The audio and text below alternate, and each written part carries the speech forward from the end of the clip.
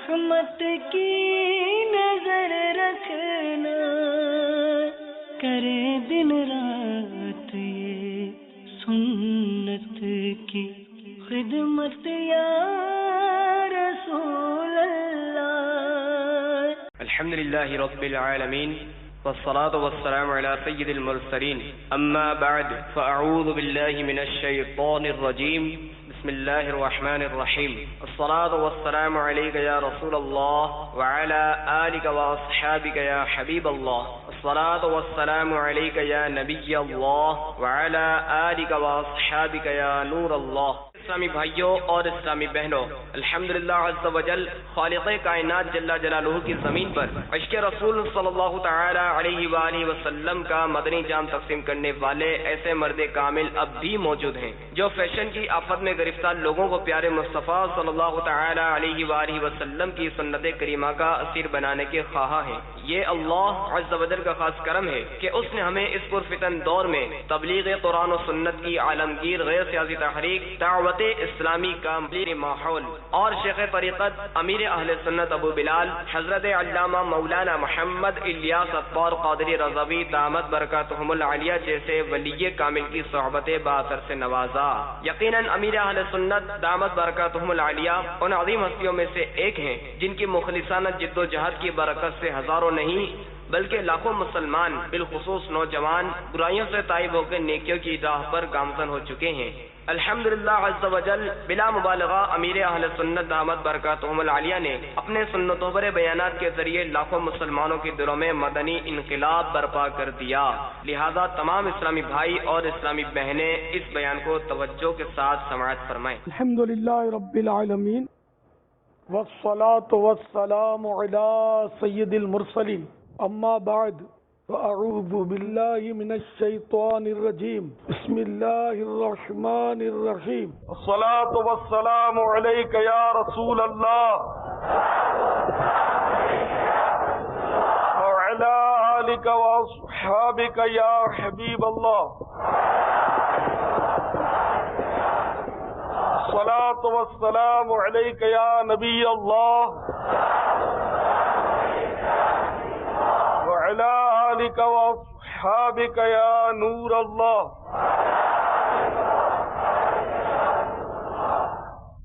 آج بھی نعت کے بارے میں انشاءاللہ چند مدنی پھول پیش کروں گا۔ نیچی نگاہیں یہ توجہ کے ساتھ سننے والے بیان کی برکتیں لوٹنے میں عموماً کامیاب رہتے ہیں، جبکہ لاپرواہی کے ساتھ ادھر ادھر آگے پیچھے اوپر نیچے دیکھنے والے، اپنے بالوں سے اپنے کپڑوں سے کھیلنے والے عموماً بیان کی برکتوں سے محروم رہتے ہیں۔ جب بھی درس و بیان سننے کی سعادت ملے تو ہمیشہ عادت ڈالیے کہ نگاہیں آپ کی نیچی رہیں، تو انشاءاللہ آپ کو بہت معلومات ہوگی، حافظہ بھی آپ کا انشاءاللہ کام کرے گا۔ حضرت سیدنا سعید بن جبیر رضی اللہ تعالیٰ عنہ فرماتے ہیں کہ قبیلہ بنو تمیم ایک شخص نے اپنے اسلام قبول کرنے کا واقعہ کچھ اس طرح بیان کیا کہ ایک مرتبہ مجھے دوران سفر ایک بہت بڑے ریگستان میں رات بسر کرنا پڑا۔ اس خوفناک وادی میں میرے ساتھیوں میں سے کوئی نہیں تھا، صرف ایک اونٹنی تھی، وہی میرے ساتھ تھی۔ رات کا بھیانک سناٹا چھا گیا، میں نے اونٹنی کو ایک جگہ بٹھا دیا اور خود لیٹ گیا، اور لیٹنے سے پہلے جس طرح ہم لوگ زمانے جاہلیت میں پڑھا کرتے تھے اس طرح میں نے پڑھا اعوذ بعظیم ھذا الوادی، یعنی اس وادی کے بڑے جن کے ساتھ میں پناہ مانگتا ہوں۔ یہ پڑھ کر میں سو گیا۔ سونے کے درمیان میں نے خواب دیکھا کہ ایک قوی ہیکل جوان جس کے ہاتھ میں ایک خنجر ہے وہ میری طرف آیا، اور آتے ہی وہ خنجر اس نے میری اونٹنی کے حلق پر رکھ دیا۔ یہ دیکھنا تھا کہ گھبراہٹ کے مارے میری آنکھ کھل گئی اور میں خوف زدہ ہو کر ادھر ادھر دیکھنے لگا، مگر کوئی مجھے نظر نہیں آیا، تو میں سمجھا کہ یہ کوئی میرا وہم ہوگا، میں پھر سو گیا۔ جیسے ہی آنکھ لگی پھر وہی جوان ہاتھ میں خنجر لیے موجود ہوا، اور پھر اس نے خنجر میری اونٹنی کی گردن پر رکھ دی۔ میں پھر چونک پڑا، آنکھ کھل گئی، اب بھی مجھے کچھ نظر نہیں آیا مگر میری اونٹنی کانپ رہی تھی۔ میں پھر سو گیا، تیسری مرتبہ پھر یہی نظر آیا اور گھبرا کر میں جاگ اٹھا۔ میں نے دیکھا تو اونٹنی خوف کے مارے بہت زیادہ کانپ رہی تھی، اور جو ہی میں نے مڑ کر دیکھا تو وہی نوجوان ہاتھ میں خنجر لیے کھڑا نظر آیا اور اس کے ساتھ ایک بوڑھا شخص بھی دیکھا. اب بیداری میں سب نظر آ رہا ہے. وہ بوڑھے شخص جو تھا اس نے اس نوجوان کا ہاتھ پکڑ رکھا تھا اور اسے اونٹنی کے قریب آنے سے روک رہا تھا اور یہ دونوں آپس میں لڑ جھگڑ رہے تھے. اتنے میں 3 بڑے بڑے بیل وہاں آ پہنچے. اس بوڑھے نے جوان سے کہا کہ ان بیلوں میں سے جو بیل چاہو تم لے لو، مگر میرے پڑوسی آدمی کی اونٹنی کو تم ہاتھ مت لگاؤ، اس کے بدلے کوئی بیل لے لو. چنانچہ وہ جوان آگے بڑھا اور ان بیلوں میں سے ایک بیل اس نے پکڑ لیا اور اسے لے کر وہاں سے چل دیا. پھر وہ بوڑھا شخص مجھے کہنے لگا کہ دیکھو بھائی، آئندہ تم اس قسم کی ڈراؤنی جگہوں پر کسی جن کے ساتھ پناہ مت مانگا کرو، اس لیے کہ اب ان کا زور اور ان کا جادو ٹوٹ چکا ہے. اب تم یوں کہا کرو اعوذ باللہ رب محمد من اولی ھذا الوادی، یعنی میں رب محمد صلی اللہ علیہ وسلم کے ساتھ پناہ مانگتا ہوں اس وادی کے ہول سے، یعنی دہشت سے. تو میں نے اس بوڑھے سے کہا کہ یہ محمد کون ہے صلی اللہ علیہ وسلم؟ تو اس نے بتایا کہ یہ نبی عربی ہیں. میں نے پوچھا کہاں رہتے ہیں؟ اس نے کہا کہ مدینہ منورہ میں. یہ سن کر مجھے جذبہ پیدا ہوا اور میں ذوق و شوق کے ساتھ اپنی اونٹنی پر سوار ہوا اور سیدھا مدینہ منورہ آ پہنچا. سرکار نامدار صلی اللہ تعالی علیہ وسلم کی خدمت پرانوار میں حاضر ہوا. سرکار علی وقار صلی اللہ تعالی علیہ وسلم نے مجھے دیکھتے ہی میرا یہ سارا واقعہ خود ہی لفظ بلفظ سنا دیا اور پھر مجھے ہمارے آقا صلی اللہ علیہ وسلم نے اسلام کی دعوت پیش کی تو میں فوراً کلمہ پڑھ کر مسلمان ہو گیا. آپ نے ملاحظہ فرمایا کہ اللہ تعالیٰ نے اپنے دین کے پھیلنے کے کیسے عجیب و غریب اسباب بنائے. حالانکہ یہ سب اس کی قدرت کی بات ہے، ورنہ وہ چاہے تو بغیر کسی نبی کے بھی اسلام پھیل جاتا، کوئی کافر نہ ہوتا، سارے مسلمان ہوتے، خود بخود مسلمان رہتے. اللہ تعالیٰ ہر شے پر قادر ہے، لیکن وہ خالق الاسباب ہے، اس نے اسباب پیدا کیے. تو اس طرح بنو تمیم کے ایک شخص کی اسلام آوری کا سبب جو ہے وہ مطلب یعنی کہ ایک جن ہو گیا. بوڑھا شخص جو تھا وہ بھی جن تھا اور وہ نوجوان جو تھا وہ سرکش تھا جن. تو اس بوڑھے نے اس سرکش جن سے اس مسافر کی حفاظت کی اور یوں مطلب یعنی کہ اس کو اسلام کی طرف راغب کیا اور سرکار صلی اللہ علیہ وسلم کا پتہ بتایا. تو پتہ چلا کہ کسی کو دین کی طرف مائل کرنے کے لیے اس کے ساتھ مطلب یعنی کہ تعاون کرنا یہ بھی مطلب ایک اچھا اور احسن طریقہ ہے. اور پھر بنو تمیم کے وہ شخص جو تھے ان کو ہمارے آقا صلی اللہ علیہ وسلم نے سارا واقعہ خود ہی بتا دیا، جس سے وہ بہت متاثر ہوا.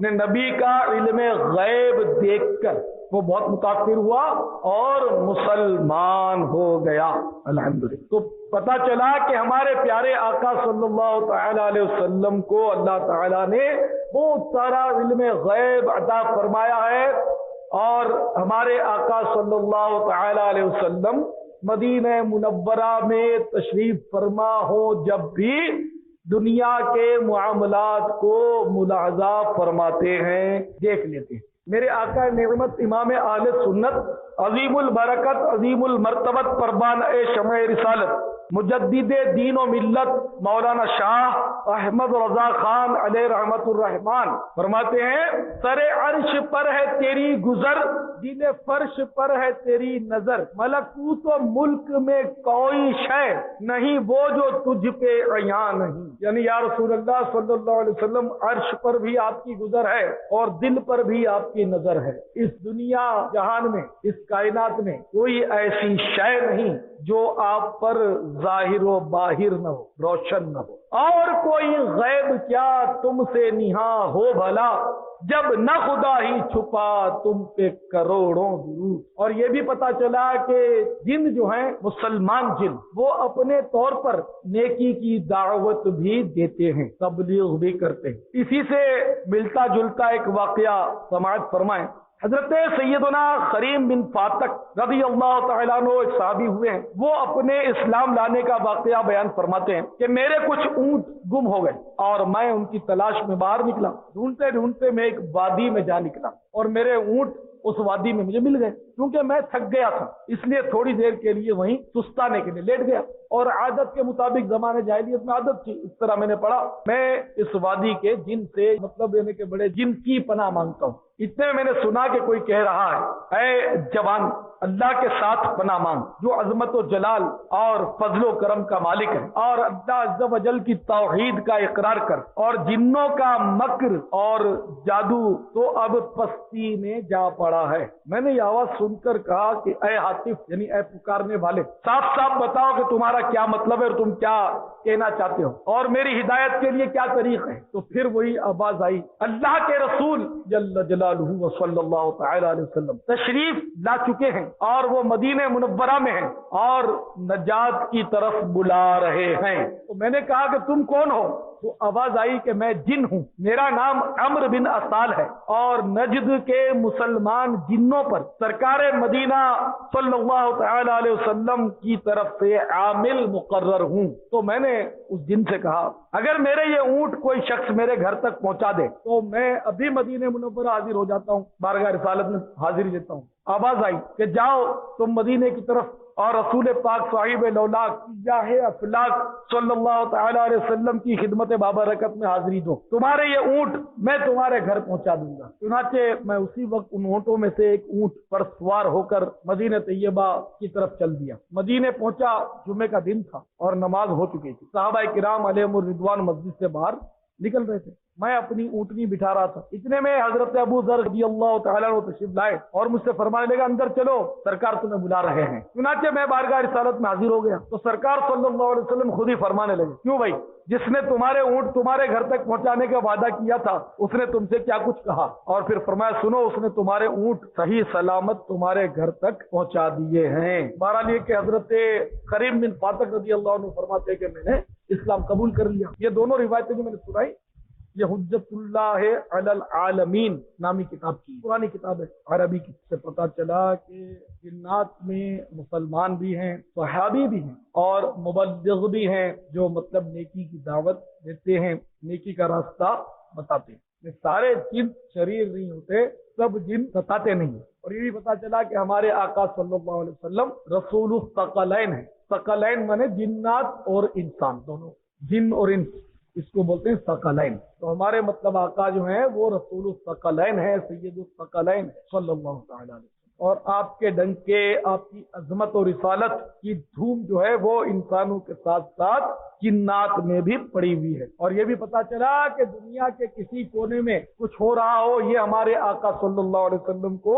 अल्लाह ताला की अता से मालूम हो जाता है। इसी किस्म का एक और वाक़या, हजरत सैयदना इमाम शाफिई रहमतुल्लाह ताला अलैह ने एक शख्स को मक्का मुकर्रमा में देखा जो पहले ईसाई था और अब मुसलमान हो चुका है। उसने पूछा कि तुम कब मुसलमान हुए, कैसे हुए, खुशी का इज़हार फरमाया। तो उसने बताया कि मैं दरियाई सफर में था कि हमारी किश्ती टूट गई और मुझे पानी की मौजों ने उछालकर एक जजीरे में फेंक दिया। उस जजीरे में फल फूल और साफ सुथरे पानी की नहरें जारी है। मैंने उस जजीरे पर सारा दिन गुजारा। रात हुई, हर तरफ सन्नाटा आ गया तो मैंने देखा कि एक चौपाया जिसका सर शुतर मुर्ग के सर जैसा था और चेहरा आदमी जैसा, उसके हाथ पांव ऊंट जैसे थे जबकि दुम मछली जैसी, और वो चौपाया बुलंद आवाज से पुकार रहा था, अल्लाह के सिवा कोई इबादत के लायक नहीं, मोहम्मद सल्लल्लाहु तआला अलैहि वसल्लम उसके बरगुज़ीदा रसूल हैं और अबू बकर रज़ियल्लाहु तआला अन्हु उनके यारे गार, हजरत उमर रज़ियल्लाहु तआला अन्हु फुतूहात के मालिक,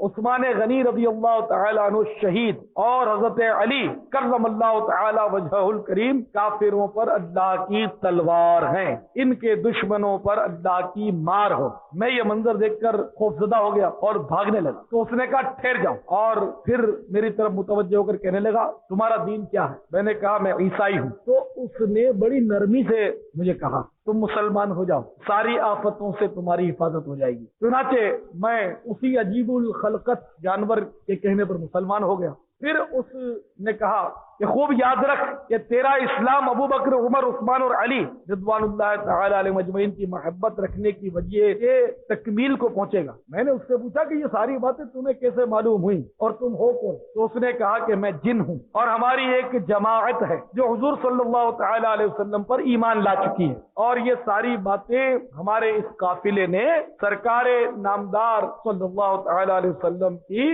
زبان حق کے ترجمان سے سنی ہیں۔ تو یہ بھی کوئی مبلغ جن تھا۔ تو آپ نے دیکھا کہ کتنے مبلغ جن جو ہے وہ پھیلے ہوئے ہیں، اور مطلب الحمدللہ وہ دین کی تبلیغ کرتے ہیں، نیکی کی دعوت دیتے ہیں۔ اور یہ بھی پتا چلا کہ جنات صحابہ کرام علیہم الرضوان سے بھی محبت کرتے ہیں۔ مسلمان جن جو ہیں وہ 4 یار کے بھی عاشق ہوتے ہیں، کہ وہ 4 یار کا عاشق تھا، اور 4 یار کو جو نہ مانے اس کا سخت مخالف تھا۔ تو جنات میں مسلمان بھی ہیں، کافر بھی۔ انسانوں سے زیادہ جنات کی آبادی ہے، مسلمانوں سے زیادہ کافروں کی تعداد ہے۔ جیسے آج کل بھی یہی حالت ہے، کافروں کی تعداد بہت زیادہ ہے دنیا میں۔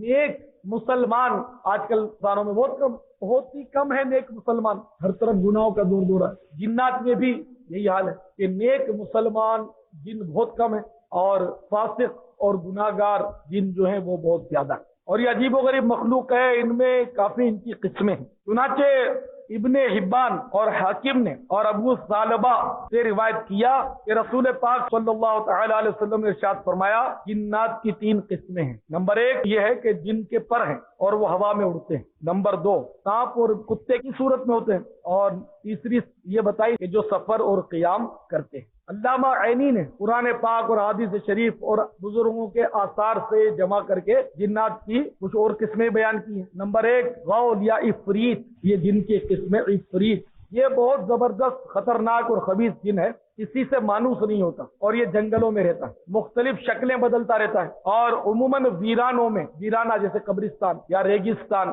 یا جنگل بیابان جو ہوتے ہیں جہاں آبادیاں نہیں ہوتی، تو وہاں یہ مسافروں کو نظر آتا ہے اور انہیں راستے سے بھٹکاتا ہے، ستاتا ہے۔ نمبر 2 ایک قسم ہے جنات کی، وہ بھی جنگلوں میں ویرانوں میں رہتا ہے اور انسان کے سامنے ناچتا ہے۔ یہ آپ نے سنا ہوگا کہ وہ چڑیل نظر آئی جو رقص کر رہی تھی، ناچ رہی تھی، یہ لوگ کس سے سناتے ہیں۔ تو یہ واقعی حقیقت ہے کہ مطلب یہ اس طرح کا انداز اختیار کرتے جن کہ وہ رقص کرتے ہوئے نظر آتے ہیں۔ یہ انسان کے سامنے ناچتا ہے، جس طرح بلی چوہے سے کھیلتی ہے اس طرح یہ انسان سے کھیلتا ہے۔ نمبر 3 عذار، یہ جن کی ایک قسم ہے، یہ مصر اور یمن کے علاقے میں پایا جاتا ہے، اسے دیکھتے ہی انسان بے ہوش ہو جاتا ہے۔ نمبر 4 ولہان، یہ ویران سمندری جزیروں میں رہتا ہے، اس کی شکل ایسی ہے جیسے انسان شتر مرغ پر سوار ہو۔ ابھی ایک شتر مرغ والا اسی طرح کے ملتے جلتے جن کا واقعہ آپ نے سنا، تو وہ اسی مطلب ہے کہ قسم کا ہوگا۔ یہ ویران سمندری جزیروں میں رہتا ہے، اور جو انسان جزیروں میں جا گرتے ہیں اس کو یہ کھا جاتا ہے، لیکن بات یہی ہے کہ سارے نہیں کھا جاتے۔ جیسے وہ مسلمان تھا تو اس نے ہدایت کا راستہ بتایا۔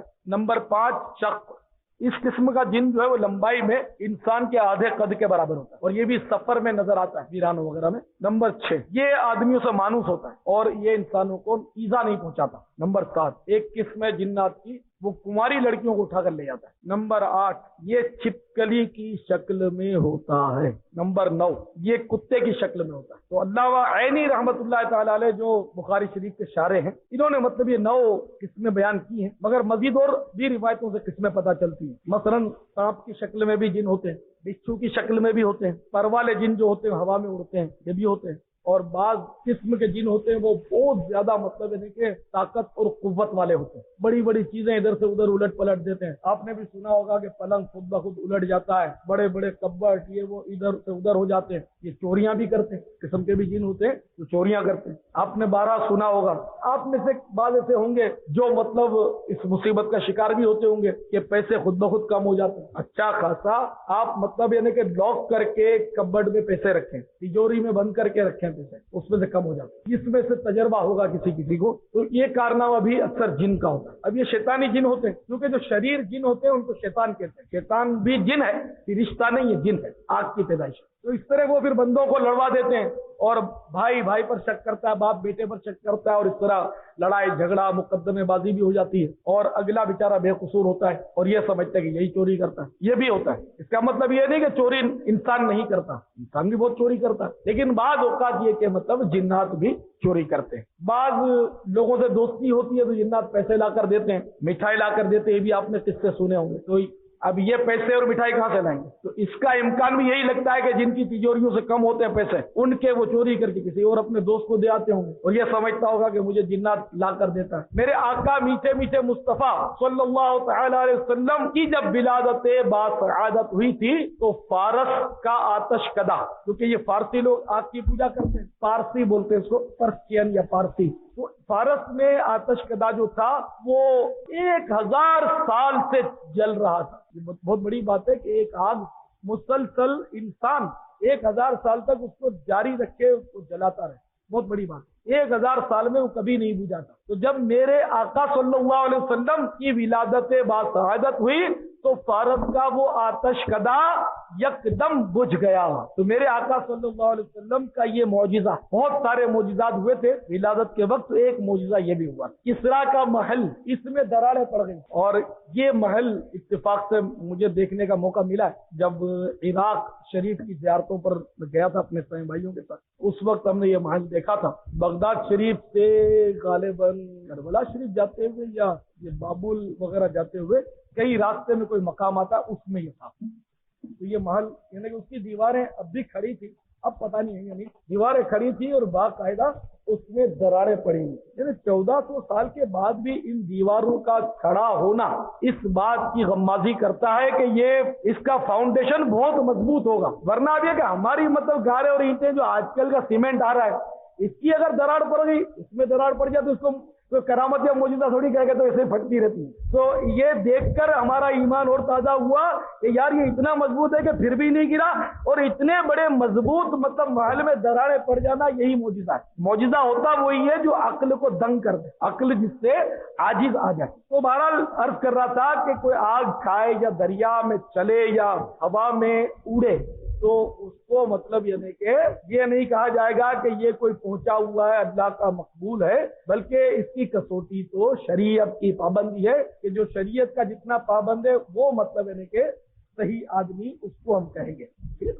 تو یہ جنات جو ہیں ان کو مطلب بڑی اللہ تعالیٰ نے طاقتیں دی ہیں، بڑی قوتیں دی ہیں، اور عجیب و غریب مخلوق ہے یہ بھی اس کی شان ہے کہ اس نے ایسی مخلوق پیدا کی اور لوگوں کو کسوٹی میں ڈالا۔ بعض پڑھے لکھے جو ضرورت سے زیادہ پڑھ جاتے ہیں ان کو آپ نے سنا ہوگا وہ انکار کرتے ہیں کہ کوئی جنات کو میں نہیں مانتا، حالانکہ جنات کا تذکرہ قرآن میں ہے اور قرآن کی کم و بیش 26 سورتوں میں جنات کا ذکر ہے۔ تو جنات کے وجود کا انکار کرنا یہ کفر ہے، یہ قرآن سے ثابت ہے۔ اب تمہیں نظر نہیں آتا اس لیے تم انکار کرتے ہو، تو یہ تو مادہ پرست کا عقیدہ ہے کہ جو چیز نظر آئے اس پر ایمان لاتا ہے۔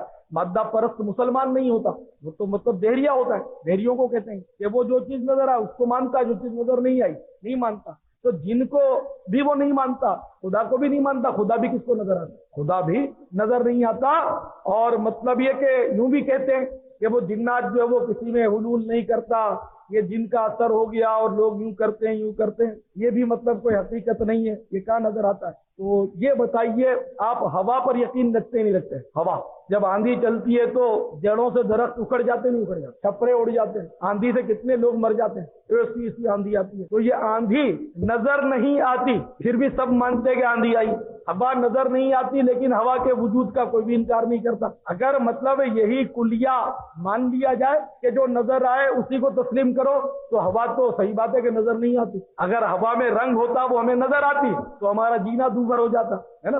تو ناک سے وہ رنگین نکل رہی ہیں لہریں، تو منہ سے رنگین لہریں داخل ہو رہی ہیں، تو یہ ساری چیزیں کچھ بھی نظر نہیں آتی، سب جگہ رنگین فضا ہوتی، رنگ رنگ رنگ نظر آتا۔ یہ اللہ کی قدرت ہے، اس نے ہوا کو بے رنگ پیدا کیا، تو اس لیے مطلب ہوا کو بھی مانتے ہیں، آندھی کو بھی مانتے ہیں کہ آندھی نقصان پہنچاتی ہے، الٹ پلٹ کر دیتی ہے، مطلب یعنی کہ بہت کچھ کر دیتی ہے۔ تو اسی طرح یہ جنات بھی ہیں جو نظر نہیں آتے لیکن الٹ پلٹ کر دیتے ہیں، نقصان پہنچاتے ہیں، نفع پہنچاتے ہیں اللہ کی عطا سے، اور بہت کچھ کرتے ہیں۔ اور ان میں قسمیں جیسے میں نے عرض کی تو ایسی ایسی قسمیں ہیں کہ یہ مطلب اتنا سکڑ جاتے ہیں، اتنا سکڑ جاتے ہیں، اتنا سکڑ جاتے ہیں کہ ہمارا تصور بھی نہیں ہوتا۔ یہ آپ کو معلوم ہوگا، جو سمجھدار لوگ ہیں ان کو پتا ہوتا ہے کہ ہماری جو چمڑی ہے اس میں سوراخ ہیں جن کو ہم مسام کہتے ہیں، مسام ہے۔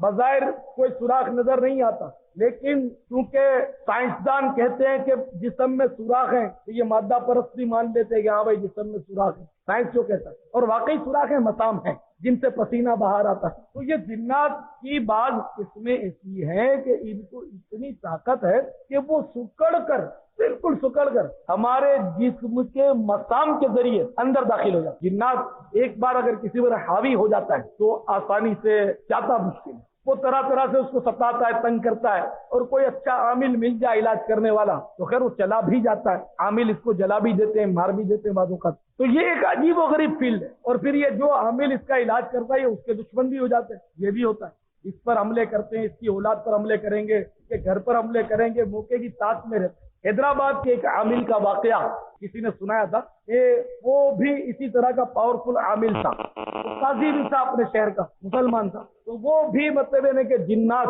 کو پکڑ لیتا تھا، بڑا پاورفل تھا۔ چنانچہ اس نے ایک جن کو قابو کر لیا اور اس کے سر میں کیل گاڑ دیا عملیات کے طور سے، اور انسانی صورت میں اب وہ گھر کے نوکر کی حیثیت سے کام کرتا تھا۔ گھر والوں کو کسی کو نہیں پتا کہ یہ جن ہے، ورنہ لوگ ڈریں، گھر کے افراد وہ سب کو تو اب میں یہاں جو کچھ کر رہا ہوں، اب میرے گھر کی خواتین کو کیا پتا کہ یہ کیا کر رہا ہے، اسی طرح آپ لوگ جو کام کرتے ہیں آپ کے گھر کی عورتوں کو بیچاریوں کو کیا پتا کہ آپ کیا کیا کارنامے انجام دیتے ہیں اور کیسے کیسے خطرات سے گزرتے ہیں۔ ابھی بعض بیچارے نادان ہوتے ہیں جو مطلب نہ کہنے کی باتیں بھی عورتوں کو کہہ کر ڈراتے رہتے ہیں، مگر سبھی ایسا نہیں کرتے کہ ان کا اپنا ذہن ہوتا ہے، اپنا ذہن ہوتا ہے مرد کا۔ تو وہ قاضی صاحب نے گھر والوں کو نہیں بتایا تھا تاکہ ڈرے۔ تو اب وہ جن جو تھا وہ ایک مریل سے نوجوان کی صورت میں گھر کے کام کاج کرتا، لکڑیاں جنگل سے کاٹ کر لاتا، ہل جوتتا، سب کام کرتا، اور دیکھنے میں بالکل کمزور تھا، کام کئی آدمیوں کا کرے اور بالکل تھکے نہیں، ہارے نہیں۔ گھر والے سب اس سے متاثر تھے کہ بڑا محنتی نوکر ہے،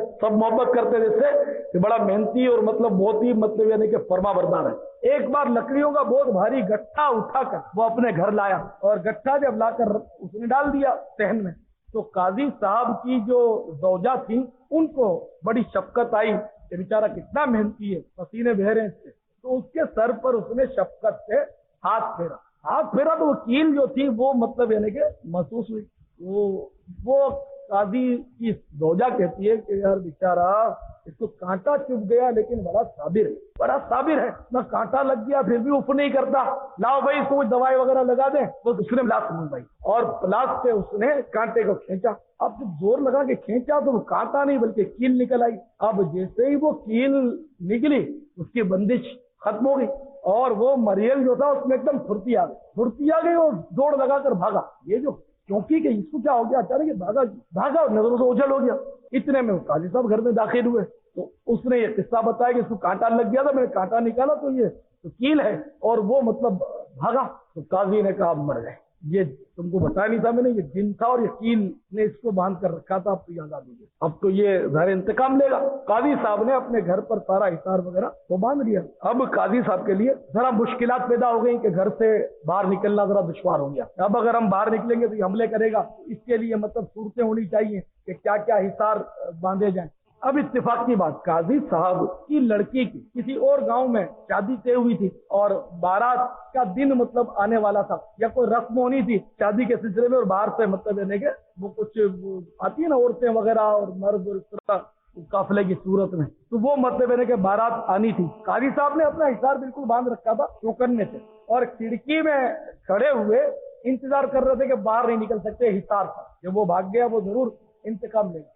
ادھر یہ جو بھاگا تھا اس کو بھی پتا تھا کہ فلاں دن بارات آئے گی، تو اس نے جا کر اپنے ساتھیوں کو سارا قصہ سنایا تھا کہ بھئی اس طرح قاضی صاحب نے اپنے سے بہت خدمت لی ہے اور مجھے بہت تنگ کیا، بڑی محنت کروائی ہے اور اپنے کو اس سے انتقام لینا ہے۔ ساتھی بھی تیار تھے، جیسے ہوتا ہے کہ ایک اگر بندہ پٹ جاتا ہے وہ اپنے ساتھیوں کو اکٹھے کر کے لاتا ہے، اور وہ اپنے ساتھیوں کو لاتا ہے، اور دو گروپوں میں آج کل فائرنگیں ہوتی ہیں اور گولیاں چلتی ہیں، سب کچھ ہوتا ہے، ایک دوسرے کی حمایت میں لاشیں گرتی ہیں، تو آپ اخبارات میں پڑھتے رہتے ہیں۔ تو اسی طرح بہرحال وہ اپنے جنات کو اس نے تیار کیا، تو بارات آنی تھی اس کی، تو اس سے پہلے کہ وہ بارات وہاں سے چلے ان جنات نے مل کر بارات کا روپ دھار لیا۔ ان کو طاقت تو تھی، بارات کا روپ دھار لیا، اور اسی انداز میں سر پر ناریل اور یہ ٹوکرے اور یہ مٹھائیاں اور لے کر یہ بارات کی روپ میں گاتے ہوئے لوگ آئے. قاضی صاحب کھڑکی میں کھڑے تھے اور بیٹی کے سسرال والے آئے تھے، لیکن یہ محتاج تھے کھڑکی سے، یعنی کہ اپنے دروازے سے باہر نہیں نکلے، کھڑکی میں بیٹھ کر ان کو وہ ویلکم کر رہے تھے. تو جیسے ہی وہ بارات قریب آئی تو قاضی صاحب نے جذبات میں کہ مہمان آئے ہاتھ بڑھا دیا، آئیے آئیے کر کے. تو جیسے ہی آئیے آئیے کر کے ہاتھ نکالا تو ہاتھ جو تھا حصار سے باہر نکل گیا. وہ پڑھ کر حصار باندھا تھا، اندر جن حملہ نہیں کر سکتا تھا، لیکن ہاتھ ان کا حصار سے باہر نکلا، اسی نے اس کا ہاتھ پکڑ لیا، ہاتھ پکڑا اور کھینچ کر کھڑکی سے چلا داڑ کر کے اس کو زمین پر زور سے پٹک دیا اور قاضی صاحب کی ہڈیاں چور چور ہو، وہیں قاضی صاحب کو مار دیا. تو یہ بھی کہ جو عامل علاج کرتے ہیں واقعی عامل ہو، بہت سے تو ایسے ہی ہوتے ہیں، مطلب وہ چلاتے ہیں بھی، بعض عامل ہوتے ہیں واقعی جو جنات سے جن کی چھنی رہتی ہے، تو ان کے لیے یہ مسائل ہوتے ہیں کہ جنات ان کے پیچھے لگ جاتے ہیں، بعض اوقات پکڑ بھی لیتے ہیں اور پھر عامل دوسرے عامل سے رابطہ کرتے ہیں، اس طرح ہوتا رہتا ہے. تو یہ فیلڈ جو ہے یہ واقعی ہے بھی مشکل. میرے پاس بھی کئی اسلامی بھائی آتے ہیں کہ ہم کو یہ کرنا ہے وہ کرنا ہے، تو صحیح بات ہے کہ میں خود عامل نہیں، تعویذات کے لیے لوگ بہت آتے ہیں، میں عملیات نہیں جانتا، نہ میرا فیلڈ نہیں ہے. جنات پکڑنا یا اس کو بوتل میں بند کرنا یا جادو کا اتار کرنا یہ اپنا فیلڈ نہیں. میں نے یہ فیلڈ لیا بھی نہیں. اگر میں یہ فیلڈ لیتا تو رات دن پھر یہ جنات اور بھوت والے ہی میرے گھر پہ آتے رہتے، کیونکہ یہ تو رات کے کسی بھی حصے میں یا دن کے کسی بھی حصے میں دورہ پڑ جاتا تو جن آ جاتا. تو لوگ بلانے اب بھی خیر بیچارے وہ ڈھونڈتے رہتے ہیں میرے کو، تو اپنا فیلڈ نہیں. اگر میں یہ فیلڈ لیتا تو پھر شاید یہ نیکی کی دعوت کا فیلڈ میرے ہاتھ میں نہ آتا، میری محرومی رہ جاتی. اس میں تو بہت مطلب لوگ، ہر دوسرا آدمی پریشان ہے آج کل معاشرے کا تقریباً. تو اس لیے مطلب یہ کہ میرا یہ فیلڈ نہیں ہے. لگے ہاتھوں میں عرض بھی کر دیا کہ جن کو جنات یا جادو وغیرہ کے مسائل ہوتے ہیں وہ میرے پاس اپنا وقت ضائع نہ کیا کرے کہ یہ علاج کرے گا، میں علاج نہیں کرتا.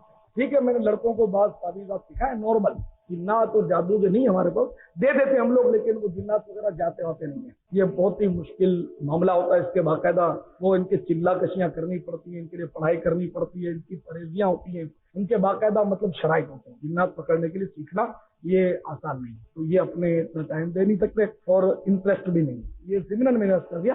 تو یہ اپنا اپنا فیلڈ ہوتا ہے، اور یہ ضروری نہیں کہ جو مشہور آدمی ہو جن بھی پکڑ لے گا، یا بالفر جو پیر ہے تو وہ مطلب یہ علاج جانتا بھی ہوگا. بعض لوگ اس وجہ سے پیروں سے ناراض بھی ہو جاتے ہیں کہ یہ تو لے علاج نہیں کر سکتا، جن نہیں پکڑ سکتا، چھوڑو اس پیر کو. تو پھر ڈاکٹر صاحب کو پیر بنا دو. ڈاکٹر صاحب تو مطلب دل بھی کاٹ کے رکھ دیتے ہیں، بدل دیتے ہیں. بھائی جب بخار آتا ہے تو آپ ڈاکٹر کے پاس جاتے، تو جن آئے تو بھی کسی ڈاکٹر کے پاس جانا چاہیے جو اس کا ڈاکٹر ہو. تو جو عملیات کرتے ہیں وہ اس کے ڈاکٹر کہلاتے ہیں، عامل ہوتے ہیں. تو یہ مطلب ڈاکٹروں کا فیلڈ ہے. یہ روحانی امراض کہلاتے ہیں، اور یہ جسمانی امراض ہوتے ہیں، بخار یا درد سر یا دوسری مطلب ہزاروں بیماری ہیں. تو اس لیے مطلب یہ کہ یہ ہر مذہبی آدمی یا مولوی یا عالم یا پیر کا فیلڈ نہیں ہوتا. ہر ایک نہیں جانتا، تعویذ ضرور دے دیتا ہے وہ، لیکن ہر ایک کا فیلڈ نہیں ہوتا.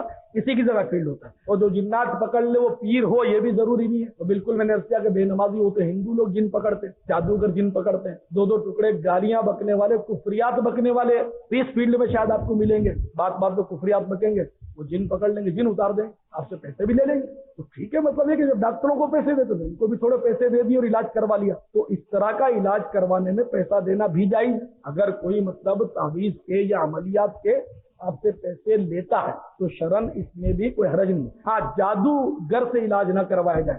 مسلمان عامل جو ہوتے ہیں ان سے علاج کروانے میں حرج نہیں ہے. وہ اگر پیسے بھی لیتے ہیں دینے میں حرج نہیں ہے، شرعاً اس میں حرج نہیں. جب ڈاکٹروں کو اتنی بھاری بھاری فیسیں دیتے ہیں ہم لوگ، تو اس کا بھی پیٹ مانگتا ہے، وہ بھی بیٹھا ہوا اپنے دکان سجا کر، اس کو بھی دینے میں کوئی شرعاً حرج نہیں. میں نے کبھی تعویذات کے پیسے لیے نہیں. شاید کوئی یہ سمجھے کہ اپنی لائن سیٹ کر رہا ہے، اور میں نے تو عرض کیا کہ میں تو یہ لائن مطلب جانتا ہی نہیں. پیسے لینے کی تو بعد میں باری آئی، جب میں کسی کا جن اتار دوں تو پھر پیسے مانگوں. تو میں اپنے طور پر تعویذات کے پیسے لینا پسند بھی نہیں کرتا، کہ ہمارے قادریہ سلسلے میں پسندیدہ نہیں ہے. عملیات اور یہ تعویذات کی جو مطلب اجرت جو ہے سلسلہ عالیہ قادریہ رضویہ میں یہ ناپسندیدہ ہے، لیکن حرام یا ناجائز نہیں ہے. یعنی جو لوگ لیتے ہیں ان کو لوگ دیا پھر برا بھلا کہتے ہیں، تو اس طرح وہ غیبت کا گناہ کرتے ہیں، برا بھلا کہتے ہیں. تو تم نے دیا کیوں؟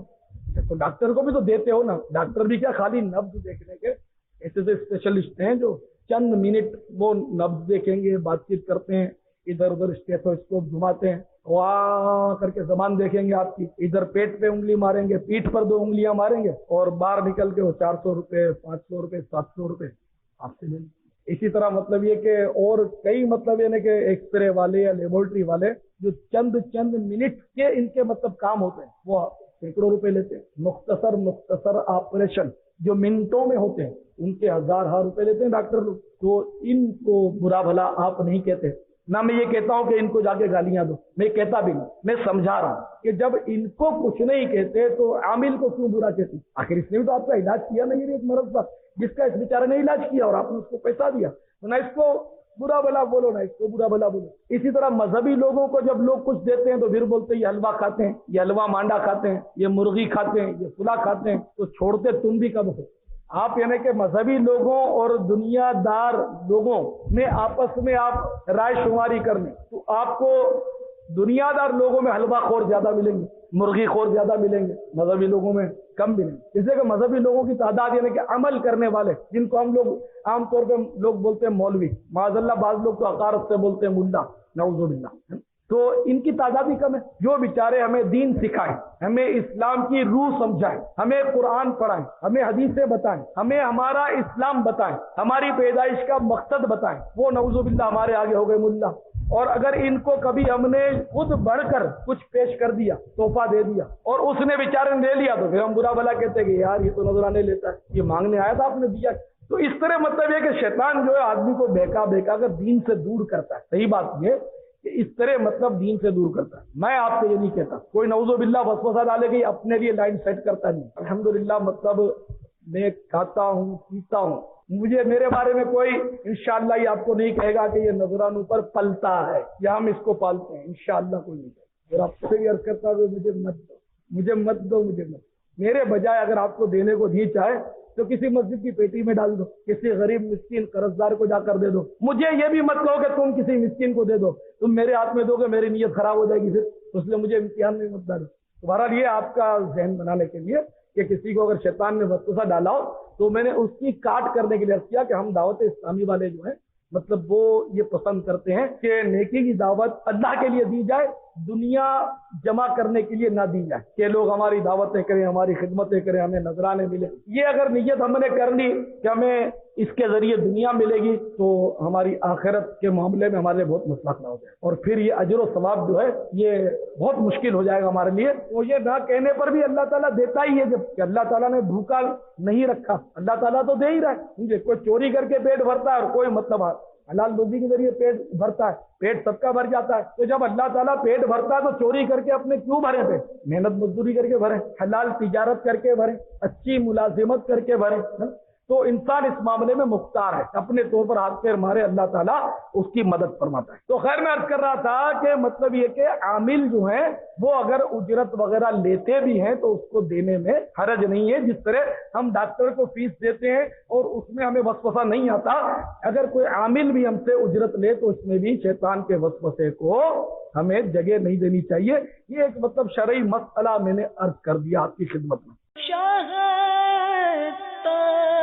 پر ہر آن رحمت کی نظر رکھنا، کرے دن رات یہ سنت کی خدمت یا رسول